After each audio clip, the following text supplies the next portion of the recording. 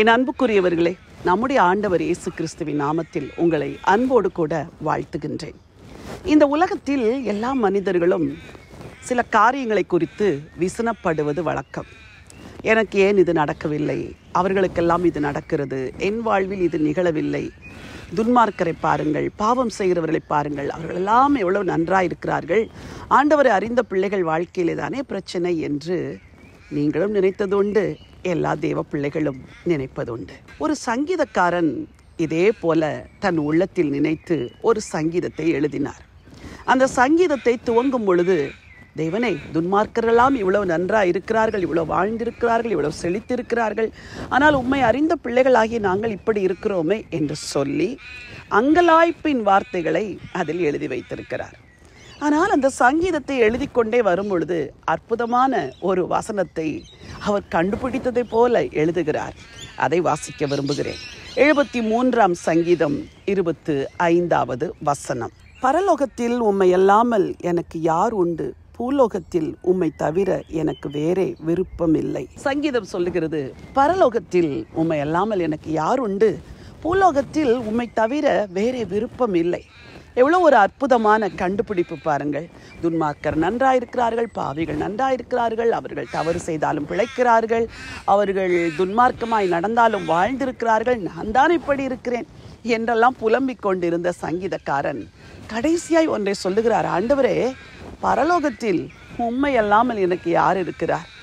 அந்த பரலோகத்தில் நீர் மாத்திரம்தான் சொத்தாய் இருப்பீர் என்றால், இந்த பூலோகத்திலும் எனக்கு நீர்தான் சொத்து, நீர்தான் எனக்கு ஐஸ்வர்யம், நீர்தான் எனக்கு ஆஸ்தி என்று பூலோகத்தில் உம்மை அல்லாமல் வேறே விருப்பம் எனக்கு இல்லை என்று எழுதி வைத்திருக்கிறார்.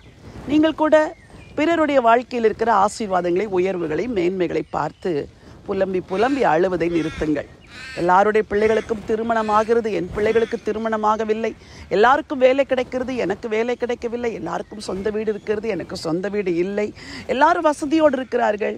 வாலிப பிள்ளைகளை நீங்கள் கூட நினைக்கிறீர்கள், எல்லாருக்கும் கார் இருக்கிறது, எல்லாருக்கும் வாகனம் இருக்கிறது, வசதிகள் இருக்கிறது, எனக்கு அது இல்லை.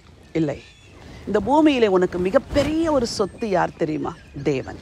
சங்கீதக்காரன் இதைத்தான் கண்டுபிடித்து எழுதி வைத்தார். பரலோகத்தில் உம்மை அல்லாமல் எனக்கு யார் உண்டு, பூலோகத்தில் உம்மை தவிர வேறு விருப்பம் இல்லை. இந்த காலை வேளையிலே ஆண்டவரை பார்த்து சொல்லுங்கள், பரலோகத்தின் பொக்கிஷமே நீர் என்றால் பூலோகத்திலும் நீர்தான் ஆண்டவரே எனக்கு பொக்கிஷம், உம்மை அல்லாமல் எனக்கு வேறு விருப்பம் இல்லை, வேறு ஆசை இல்லை என்று சொல்லி ஒரு தீர்மானத்தை இன்றைக்கு எடுங்கள். அந்த தீர்மானத்தை இந்த நாளெல்லாம், வாழ்நாளெல்லாம் நினைவு கூர்ந்து வாழ்க்கையிலே முன்னேறுங்கள்.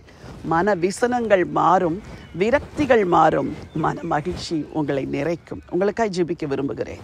ஆண்டவரே, உம்முடைய வசனம் சொல்லுகிறது, பரலோகத்தில் உம்மை அல்லாமல் எனக்கு யார் உண்டு, பூலோகத்தில் உம்மை தவிர வேறே விருப்பம் இல்லை என்று.